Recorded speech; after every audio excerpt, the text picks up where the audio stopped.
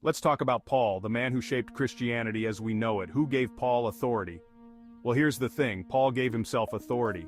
In Galatians chapter 1, verses 11 to 12, Paul says, "I want you to know, brothers and sisters, that the gospel I preached is not of human origin. I did not receive it from any man, nor was I taught it. Rather, I received it by revelation from Jesus Christ." He claimed this direct revelation overrode everyone else, including the original disciples.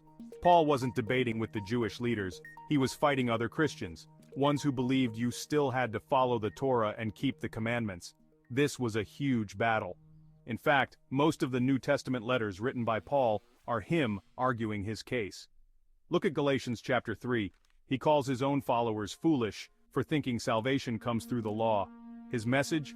Faith in Christ alone saves you. Forget circumcision, forget kosher laws, and yes, even forget the Sabbath. But here's the problem, the Torah says the exact opposite. Circumcision isn't optional, it's eternal.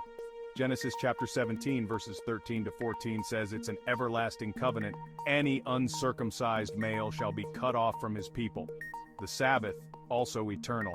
Exodus chapter 31 verses 16 to 17 declares, "The Israelites shall keep the Sabbath throughout their generations as a covenant forever."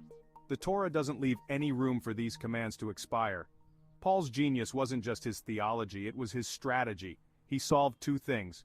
1. Judaism required a lot: circumcision, dietary laws, Sabbath observance. Paul eliminated all of that. He said those were just a shadow, a foreshadowing of Christ. Look at Colossians chapter 2 verses 16 to 17.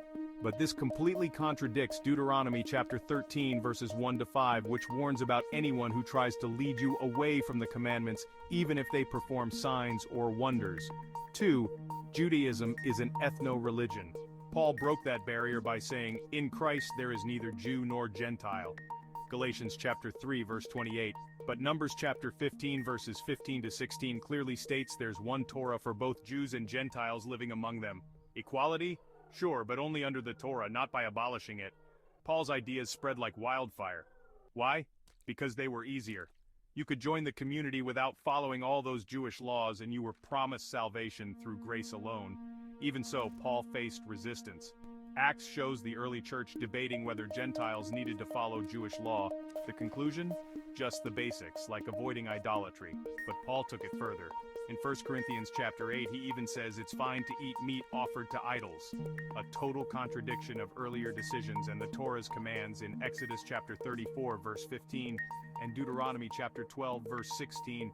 But what about Sunday worship? That wasn't even Paul. That shift came later with Ignatius of Antioch, who declared Sunday the Sabbath for Christians. So why did Paul win? He gave people exactly what they wanted: equality with Jews without the commandments. By the time of the Council of Nicaea in the 4th century, Paul's version of Christianity had crushed all others, like the Nazarenes and Ebionites, who still followed the law. They were thrown out of history. Paul wasn't just a theologian, he was a marketer, and he built a religion that could outgrow its Jewish roots and conquer the Roman world. That's how he won, by abandoning the very commandments the Torah says are eternal.